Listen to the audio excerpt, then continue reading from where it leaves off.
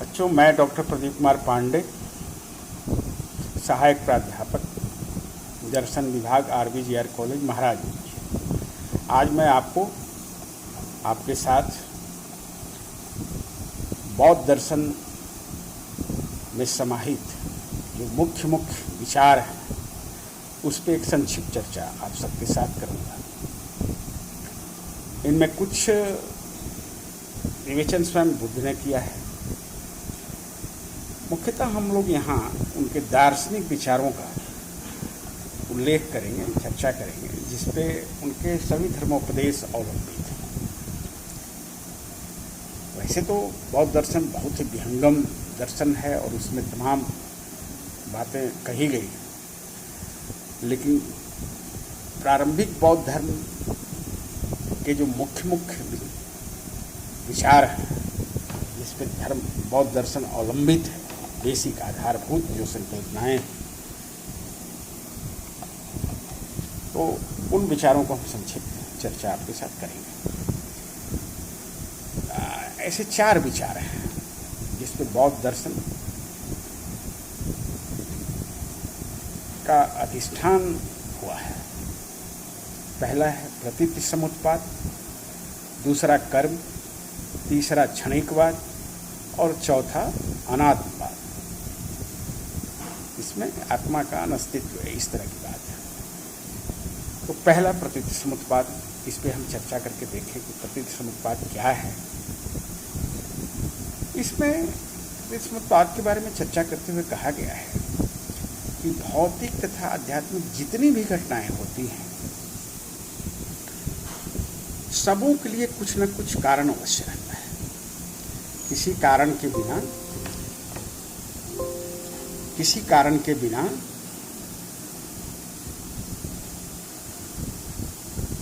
किसी भी घटना का आविर्भाव या प्रारंभ या उत्पत्ति नहीं हो सकती। इस नियम को बौद्ध दर्शन में धम्म कहते हैं। धम्म कहा गया है। यह धम्म किसी चेतन शक्ति के द्वारा परिचालित नहीं होता, इसको कोई परिचालित नहीं करता, बल्कि ये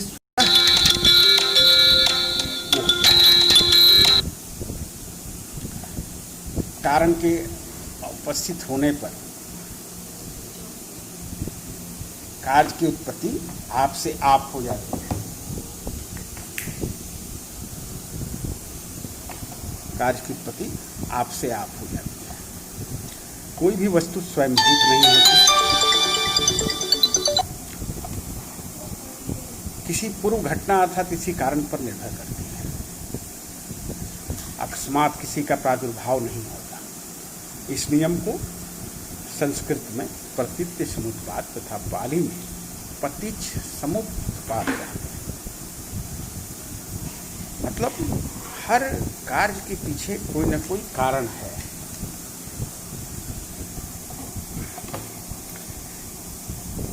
इस धर्म के अनुसार हम 2 मतों से बच सकते हैं। पहला है शाश्वतवाद,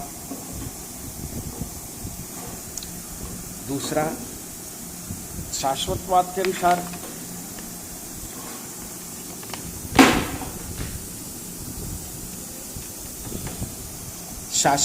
अनुसार सब कुछ पहले से तय होता है।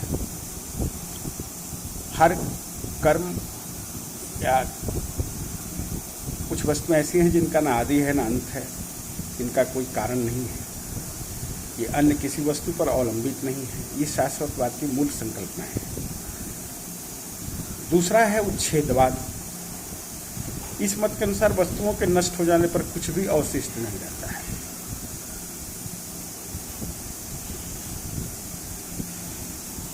अब उच्छेदवाद में ये है कि कार्य इस तरह की बात, एक श्रृंखला की कार्य जो है कारण में सुप्त अवस्था में रहता है, वो प्रस्फुटित होता है, फिर वो विलीन हो जाता है तो अपने पूर्व रूप में कारण में या रूप में आ जाता है। तो ये उच्छेदवाद इसका विरोध करता है और वो कहता है कि कोई भी कारण कार्य की श्रृंखला नहीं है। कार्य के खत्म होने के बाद या विलुप्त होने के बाद कोई वस्तु का अस्तित्व नहीं रह जाता है। अब इन दोनों, जो शाश्वतवाद है वो कहता है कि कोई भी वस्तु है जिसका ना आदि है ना अंत है, वो हमेशा विद्यमान है, शाश्वत है। उच्छेदवाद कहता है कि ऐसा कुछ नहीं है, कार्य या घटना के समाप्ति, विलुप्त होने के बाद किसी वस्तु या किसी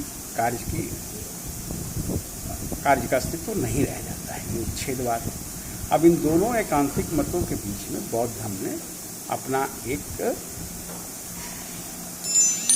सिद्धांत विचार, ये प्रतीत समुत्पाद का उन्होंने किया। उनका कहना है कि वस्तुओं के अस्तित्व में कोई संदेह नहीं, किंतु वे नित्य नहीं है। उनकी उत्पत्ति अन्य वस्तुओं से होती है, किंतु साथ साथ वे यह भी कहते हैं कि वस्तुओं का पूर्ण विनाश नहीं होता है, बल्कि उनका कुछ कार्य परिणाम अवश्य रह जाता है। अतः न तो पूर्ण नित्यवाद है और न पूर्ण विनाशवाद है, जो उच्छेदवादियों का मत है। दोनों ही मत एकांतिक हैं। प्रतीत समुत्पाद को बुद्ध इतना महत्वपूर्ण मानते थे कि उन्होंने इसका नाम दिया धम्म। उन्होंने कहा कि आदि और अंत का विचार निरर्थक है, मैं धम्म का उपदेश देना चाहता हूँ। ऐसा होने पर ऐसा होता है, इसके आगमन से इसकी उत्पत्ति होती है, इसके रहने न रहने से यह नहीं होता। जो प्रतीच्छ समुत्पाद को समझता है वह धम्म को समझता है, और जो धम्म को समझता है वह प्रतीच्छ समुत्पाद को भी समझता है। धम्म की तुलना एक सोपान से की गई है। इस पर चढ़कर कोई भी मनुष्य बुद्ध की दृष्टि से संसार को देख सकता है। हमारे दुखों का कारण यह है कि हम सांसारिक विषयों को बुद्ध की दृष्टि से नहीं देख पाते। रिच डेविड्स, जो बौद्ध दर्शन पे उन्होंने काफ़ी काम किया है, रिसर्च किया है, उनके कथनानुसार पश्चात काल के बौद्ध धर्म में प्रतीत समुत्पाद के प्रति कुछ अनादर आ गया था, किंतु बुद्ध स्वयं इसे अत्यंत आवश्यक समझते। हम ऊपर देख चुके हैं किस तरह इस नियम की सहायता से दुख के कारण और उसके निरोध संबंधी प्रश्नों का समाधान किया गया है। कौन से कारण से कौन सा कार्य उत्पन्न होता है, इन सब चीज़ों का। तो ये प्रतीत समुत्पाद बौद्ध धर्म का केंद्रीय बिंदु है। इसके आधार पर बौद्ध दर्शन का विकास हुआ है। दूसरा विचार जो है वो कर्म का है। प्रतीत समुत्पाद से कर्मवाद की स्थापना होती है, क्योंकि इसके अनुसार मनुष्य का वर्तमान जीवन उसकी एक पूर्ववर्ती अवस्था का परिणाम समझा जा सकता है। कर्मवाद का भी यही सिद्धांत है। जो हमने पूर्व में कुछ कर्म किए हैं उसी का फल हम अभी भोग रहे हैं। ये जो एक विचार है वही विचार प्रतीत समुत्पाद में भी है। साथ साथ वर्तमान जीवन का भविष्य जीवन के साथ भी संबंध है। आज जो हम कर रहे हैं उसका फल आगे मिलेगा। कर्मवाद के अनुसार ही वर्तमान जीवन के कर्मों का फल भविष्य में मिलता है। तो ये कर्मवाद के विचार को बौद्ध दर्शन में स्वीकार किया गया है। तीसरा विचार इसका क्षणिकवाद का है। प्रतीत समुत्पाद से सांसारिक वस्तुओं की अनित्यता भी प्रमाणित होती है। बुद्ध बराबर कहा करते थे कि सभी वस्तुएं परिवर्तनशील तथा नाशवान हैं। प्रतीत समुत्पाद के अनुसार किसी भी वस्तु की उत्पत्ति किसी कारण से ही होती है, अतः कारण के नष्ट होने पर उस वस्तु का भी नाश हो जाता है। जिसका आदि है उसका अंत भी है। बुद्ध कहते हैं जितनी वस्तुएं हैं सबों की उत्पत्ति कारणानुसार हुई है। ये सभी वस्तुएं सब तरह से अनित्य हैं।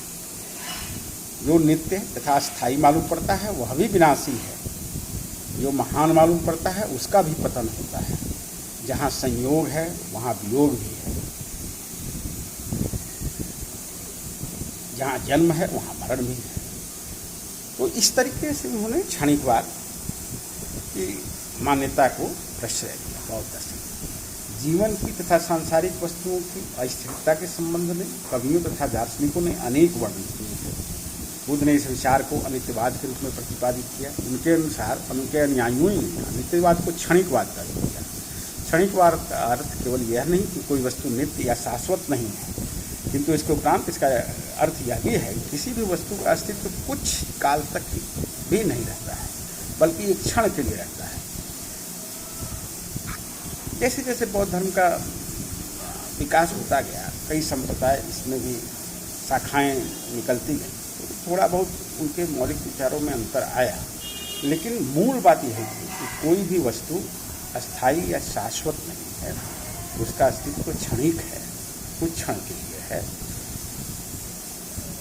अब सत्ता का लक्षण भी उन्होंने इसमें किया। अर्थ क्रियाकारित्व, अर्थात किसी कार्य के उत्पन्न करने की शक्ति। अर्थ क्रियाकारित्व लक्षण सत्य। सस श्रृंग की तरह जो बिल्कुल असत्य है, उसे कोई कार्य नहीं निकल सकता। यदि सत्ता का यही लक्षण है तो उसे सिद्ध किया जा सकता है कि सत्ता क्षणिक है। एक बीज का दृष्टांत लीजिए। अगर यह बीज क्षणिक नहीं है, अर्थात एक से अधिक क्षणों तक स्थायी रहता है, तो इसे प्रत्येक क्षण में कार्योत्पादन की शक्ति अवश्य रहनी चाहिए, क्योंकि ऐसा नहीं हो सकता है कि किसी वस्तु की सत्ता रहे किंतु उसमें कार्योत्पादन की शक्ति न हो। अतः सत्ता के लिए क्रियाकारित्व आवश्यक है।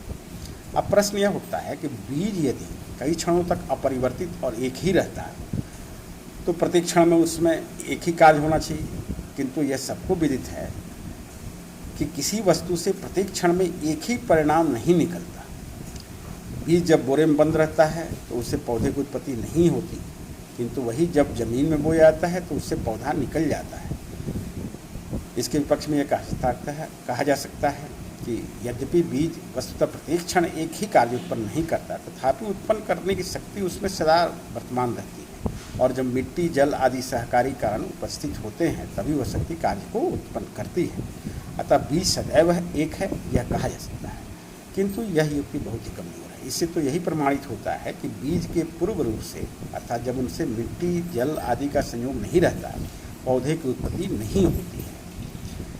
उसके पर रूप से, अर्थात जब उसमें मिट्टी, जल आदि से कुछ परिवर्तन आता है, तभी उससे पौधे की उत्पत्ति होती है।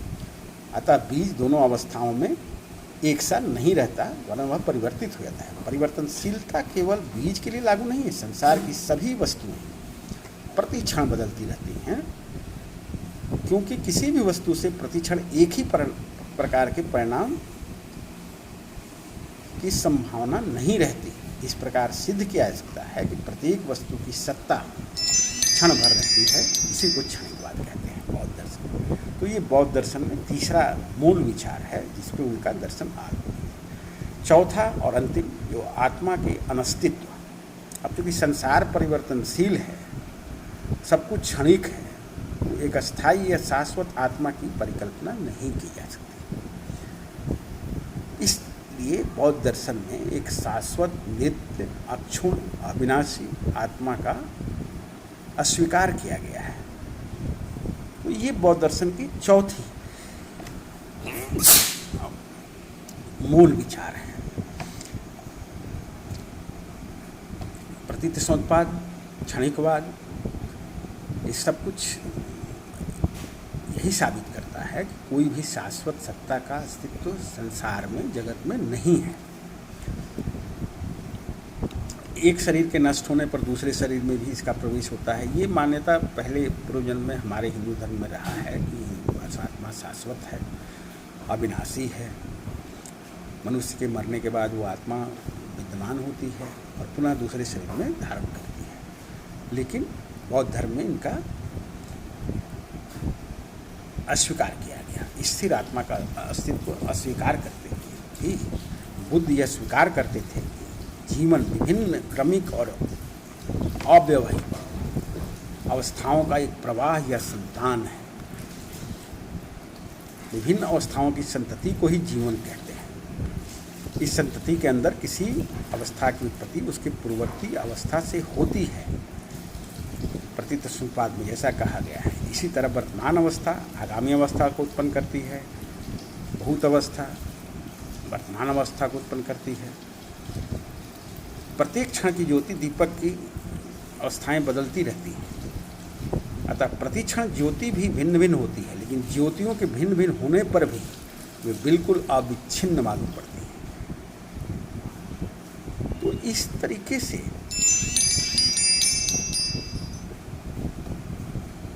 आत्मा के अस्थायी द्रव्य अस्थायित्व का बौद्ध धर्म में निषेध करते हुए भी माना गया है कि मनुष्य के जीवन की अवस्थाएं एक दूसरे से जुड़ी हुई, लेकिन किसी भी शाश्वतता का उन्होंने नहीं किया। पर यह अनात्मवाद बुद्ध के उपदेशों को समझने के लिए बहुत उपयोगी है। बुद्ध बराबर अपने शिष्यों से आग्रह करते थे कि वे आत्मा संबंधी मिथ्या विचारों का परित्याग करें। जो आत्मा का यथार्थ रूप नहीं समझते, उन्हीं को इसके संबंध में भ्रांत विचार रहता है। ऐसे व्यक्ति आत्मा को सत्य मानकर उससे आसक्त होते रहते हैं। इनकी आकांक्षा रहती है कि मोक्ष प्राप्त कर आत्मा को सुखी बनाना। बुद्ध कहते हैं कि किसी अदृष्ट अश्रद्ध तथा कल्पित रमणी से प्रेम रखना जैसा हास्यास्पद है, वैसा ही अदृष्ट और अप्रमाणित आत्मा से प्रेम रखना भी हास्यास्पद है। आत्मा के प्रति अनुराग रखना मानो एक ऐसे प्रासाद पर चढ़ने के लिए सीढ़ी तैयार करना है जिस प्रसाद को किसी ने कभी देखा तक नहीं। मनुष्य केवल एक परंपरागत नाम है। जिस तरह चक्र, धुरी, नेमी आदि के समूह को रथ कहते हैं, उसी तरह काय, चित्त तथा विज्ञान के समूह या संघात को मनुष्य कहते हैं। जब तक इनकी समष्टि कायम रहती है तभी तक मनुष्य का अस्तित्व रहता है, और जब यह नष्ट हो जाता है तब मनुष्य का अंत भी हो जाता है। इस संघात के अतिरिक्त आत्मा नाम की कोई वस्तु नहीं है। मनोवैज्ञानिक दृष्टि से मनुष्य जैसा वह बाहर तथा भीतर से दृष्टिगोचर होता है, 5 प्रकार के परिवर्तनशील तत्वों का एक संग्रह है, जिसे पंच स्कंध कहते हैं। पहला स्कंध है रूप। मनुष्य के शरीर को जो आकार, रंग आदि है वे सब रूप के अंतर्गत। दूसरा स्कंध वेदनाओं का है, सुख, दुख तथा विषाद के बोध इसके अंतर्गत। तीसरा स्कंध संज्ञा का है, जिसके द्वारा किसी वस्तु का प्रत्यक्ष होता है। चौथे में संस्कार आते हैं। पूर्व कर्मों के कारण जो प्रवृत्तियाँ उत्पन्न होती हैं उन्हें ही संस्कार कहते हैं। 5वां है विज्ञान या चेतना। अपने उपदेशों का सार बताते हुए भगवान बुद्ध ने स्वयं कहा था कि मैं बराबर 2 ही मुख्य उपदेश देता आया हूँ, दुख और दुख निरोध। इसी के आधार पर रीच डेविड्स का कहना है कि प्रतीत समुत्पाद तथा अष्टांगिक मार्क्स में ही प्राचीन बौद्ध धर्म का सार नहीं थे। महात्मा बुद्ध भी प्रतीत समुत्पाद को ही धर्म मानते थे। यहाँ तक उन्होंने इसका दूसरा नाम धम्म ही रखा था। यथार्थ बुद्ध के उपदेशों का यही मूल 4 विचार जो हैं, इसके आधार पर बौद्ध धर्म के विहंगम प्रसाद की रचना हुई है। ये आज का है। आज मैं यही समाप्त करता हूँ। आगे बौद्ध दर्शन के विभिन्न संप्रदायों के बारे में अलग अलग से विचार किया जाएगा।